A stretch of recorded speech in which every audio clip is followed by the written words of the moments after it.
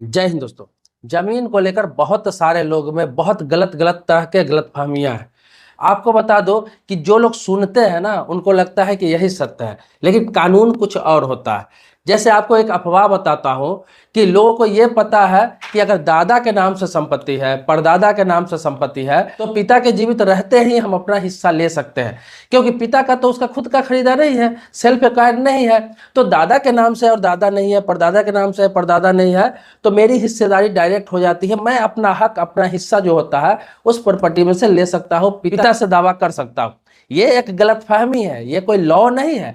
Law है, लेकिन उस लॉ को बता दे रहा हूँ, कानून बता दे रहा हूँ, अभी एक जजमेंट बता दे रहा हूँ। इससे पहले गुजरात हाई कोर्ट का भी एक जजमेंट है। अभी हाल ही में दिल्ली हाई कोर्ट ने अभी जजमेंट दिया है एक केस में, जिसमें पोती अपने दादा के प्रॉपर्टी पे दावा कर दिया, क्योंकि उसका दादा जीवित नहीं था और पिताजी जीवित था। तो उसने दावा कर दिया कि मुझे किसी भी हालात में हिस्सा चाहिए, और ये मामला हाई कोर्ट में गया तो हाई कोर्ट ने सीधा इस केस को निरस्त कर दिया। बोला गया कि कुछ ऐसा है ही नहीं कि तुम्हारे पिता के रहते तुम्हें हिस्सेदारी दे दिया जाए। भले ही तुम्हारे दादा के नाम से है, दादा ने वसीयत नहीं किया, लेकिन आपकी हिस्सेदारी डायरेक्ट नहीं हो सकती है, क्योंकि तुम्हारे पिताजी है वो क्लास 1 उत्तराधिकारी है, तुम क्लास 2 उत्तराधिकारी हो।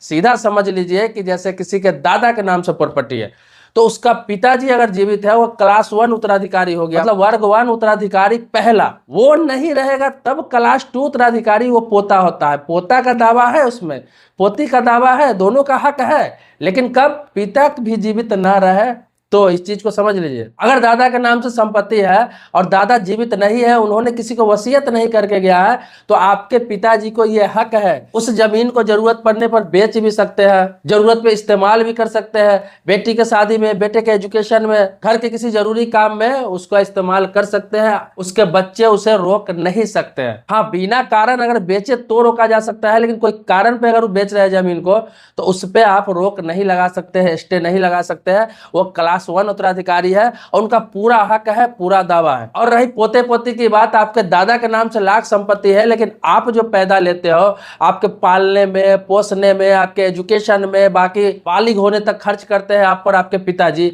वो कहाँ गया? तो अगर ऐसे राइट हकीकत में कानून के द्वारा रहता, तो कोई भी बाप के रहते हुए दादा की संपत्ति लेकर बेच के अपना साइड हो जाता अपने बाप को छोड़ के।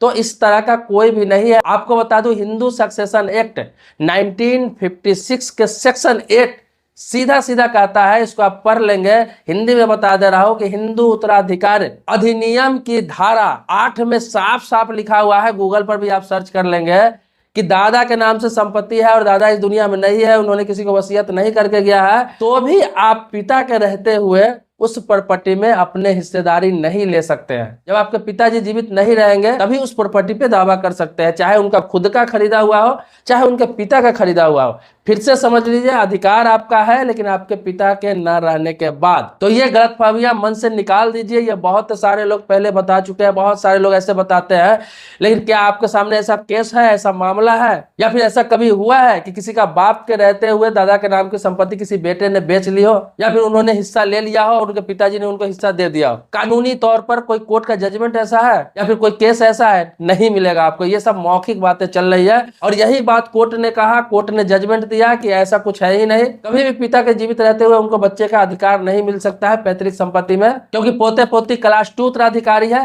पिता जब जीवित नहीं रहेंगे तो ऑटोमेटिक वो क्लास 1 उत्तराधिकारी बन जाएंगे। तो ये बात अक्सर बताया जाता है कि पिता का अगर खुद का जमीन खरीदा हुआ है, खुद का प्रॉपर्टी खरीदा हुआ है, तो बच्चे का जीवित रहते हुए हक नहीं है, बच्चे नहीं ले सकते हैं। तो आपको बता दूं, पैतृक संपत्ति के मामले में भी यही लॉ चलता है, यही कानून चलता है। हाँ, आप उस पर स्टे करवा सकते हैं। कब करवा सकते हैं? कि दादा के नाम से संपत्ति है, उन्होंने वसीयत नहीं किया, आपके पिताजी जीवित है, लेकिन वो शराब पीने के लिए जमीन को बेच रहे हैं, अपनी अयासी करने के लिए जमीन को बेच रहे हैं, अपने कोई पर्सनल काम के लिए आपका भी हिस्सेदारी बेचा जा रहा है, सारा का सारा जमीन बेच रहा है, किसी दूसरे को देने के लिए वो जमीन बेच रहा है, या फिर किसी दूसरे के नाम से ट्रांसफर कर रहा है, किसी को दूसरे का वसीयत कर रहा है। इस मामले में आप स्टे ले सकते हैं, रोक लगवा सकते हैं, लेकिन हिस्सेदारी लेके आप सोचेंगे कि मैं क्लियर हो जाऊं, ये संभव नहीं है। दोस्तों, इससे संबंधित कोई मन में सवाल है, प्रश्न है, कुछ पूछना चाहते हैं, कुछ जानना चाहते हैं, आप कमेंट बॉक्स में लिखिए। उस टॉपिक को ही वीडियो बनाने का प्रयास करूंगा, या फिर आपके सवालों को क्लियर करने का प्रयास करूंगा। सब्सक्राइबर नहीं है तो चैनल सब्सक्राइब करिए, अगर पुराने सब्सक्राइबर है तो आभारी हूं आपका। मिलते हैं नेक्स्ट वीडियो में एक नए मुद्दे के साथ, तब तक के लिए धन्यवाद।